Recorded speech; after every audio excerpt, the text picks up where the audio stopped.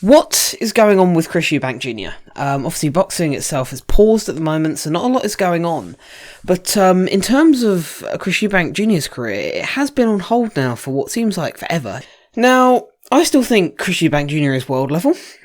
I've always thought he's world level, and possibly more fringe world than, he's certainly not elite world, and, I don't know if he'll ever be a legitimate world champion. He might be, but at this stage of his career, I'm not so sure. He's 30, and this is an issue, because he is a fighter. I'm not going to compare him to these two fighters in skill-wise, but he reminds me of a Roy Jones Jr., who's actually training him at the moment, or a David Haye, in that his athleticism is his main trait, more so than his boxing or skill set. Now, the issue that happens with most fighters, David Haye himself he split up with Adam Booth because Adam Booth wanted him to retire at 30. And the problem with him retiring at 30 is because past 30, your athleticism starts to leave you. And Chris Eubank Jr. is an example of someone who really just has athleticism. Don't get me wrong, it's elite world level. I mean, it's probably... legitimately, he's probably one of the most athletically gifted boxers pound for pound. And I know that might sound extreme, but he really is. And having, as I've mentioned before, I've trained in the same gym as him, underground in Port Slade. I used to be at that gym up until I moved back a bit further towards Worthing Way. And and I used to see him on the bag virtually daily. And he is a specimen. He's an incredible athlete. Now, one thing I will say is obviously he's been quite quiet recently and pretty inactive.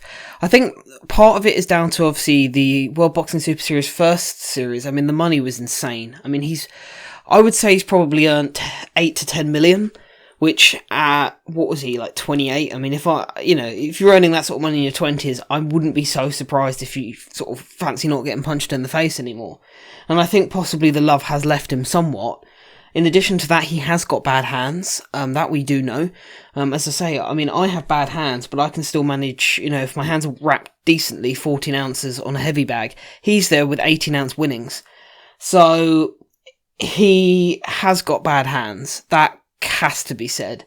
So, it does make you wonder with the age. He's now starting to get up for an age. He's turned 30 now. So, you do wonder long-term where Chris Eubank Jr. goes, don't you? I'm not sure. He's gone back down to middleweight. There was the talk of the Charlo fight, should he beat Korobov. Now, he did beat Korobov, but he beat Korobov on a technicality. Will that be good enough? Korobov has been screaming for a rematch, and I think he could be well entitled to it. I did pick Chris Eubank Jr. by a whisker in my pre-fight for that fight. And I don't know, it's a strange one when it comes to Chris Eubank Jr. because... as I say, he was at super middle for a couple of years. He was never a super middleweight. He still acquitted himself quite well, by and large. And I think another thing we forget is people laugh at Chris Eubank Jr. and his skill-wise and his ability. But I legitimately don't think he's that bad. I think the athleticism really does make up for it on the basis that we've never seen him get a beatdown put on him. And I know people will say the George Groves fight, but... the last 3 rounds of the Groves fight, he bit down on his gum shield and he went for it, and he lit Groves up like a Christmas tree at points there. And Groves obviously got that terrible dislocation in his left shoulder, and he nearly got taken out in the 12th round. So, and obviously then on the back of that, Groves went into the Callum Smith fight, and he was a shell. So, that tells you what that fight took out of him. So, to say that he's... been danced round and he got embarrassed by Billy Joe Saunders. That was a split decision, I think people forget.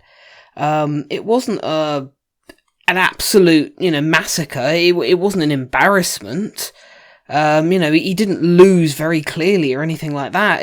It was a tight fight. And in the second half of that fight, Eubank Jr. came on quite strongly. So he's never actually been embarrassed in the ring, despite what people sort of say. I mean, he had the good win against De Gale, beginning of last year, but didn't really build on from that. Obviously, that was a shot to pieces, De Gale, as we found out on the night. But again, that athleticism carried him through. But the problem is with Eubank Jr. is really because he relies so much on his athleticism, he really has got a couple of years max left. Because the problem is that historically, as we found out, when they start to slow down, when he starts to lose that engine and that gas tank, Chris Eubank Jr. more so than even a David Hay or a Roy Jones will get found out badly. Will get found out very, very badly. He is training with Roy Jones, which I think is a good fit, but to be honest, I think would have been a good fit earlier on in his career when he was a bit younger, because now he almost needs more of a technical trainer. He needs to do a Lennox Lewis. Now he's coming out of his athletic prime, he needs to be able to focus more on the technical side, because he still doesn't have a jab. His hooks and uppercuts are elite, there's no two ways about it. His inside work is elite, but his outside work is bad, like really, really bad. And, he hasn't got a terrible reach. I mean, he has got the facilities and to be able to box and move if need be, but he just hasn't been taught how to. I mean, he's been self-taught pretty much his whole career, hasn't he? Other than really with his dad, which essentially was self-taught anyway. So, I don't know, man. I think he really needs to... I think... I like the Roy Jones link-up, but I think it's a little bit too little too late. And I mean, what can Roy Jones teach him that he... I mean, what did Roy Jones do from a technical standpoint that at this stage of Chris Eubank Jr.'s career will be able to transform him into this wonderful technician? I don't think there's much he can teach him. As I say, I think if it had been earlier on in his career, it would have been a good fit, because as I say, they are two really, really good athletic boxers, but I don't know. It's a weird one, Chris Eubank Jr., because you can't help but feel like he's had a bit of a wasted career, particularly the early promise he showed. I mean, if he had been got hold of by a high-level trainer from early on, I mean, we could be talking about someone really, really special now. I really do think that. But the fact that he didn't, obviously it now means that there's just so many technical flaws in his game. I mean, how can you be 30 and a world-level operator without being able to jab? It's incredible, really. But, no, I don't know. So we'll see what goes on with Chris Eubank Jr. It's a curious one, but I think he needs to get a move on. But obviously this coronavirus thing's pushed everything back. We probably won't see boxing now to at least the back end of the summer, if not the back end of the year, by which point Chris Eubank Jr. will be 31. And I mean, I think he's just going to have to roll the dice. There has been talk of the Charlo fight. I think the Charlo fight would be a good stylistic matchup. It'd be a good fight to watch. I'd have to really sit down and evaluate who I'd pick in that one. I think you'd make Charlo a slight favourite at this point, wouldn't you? But I wouldn't rule Chris Eubank Jr. out in that fight. But if that gets made, that'll be an interesting one to toss up, But we'll see. I think really, because I think he's still with PBC, that would be his best option, if that is open to him. So let me know what you think, and yeah, take care.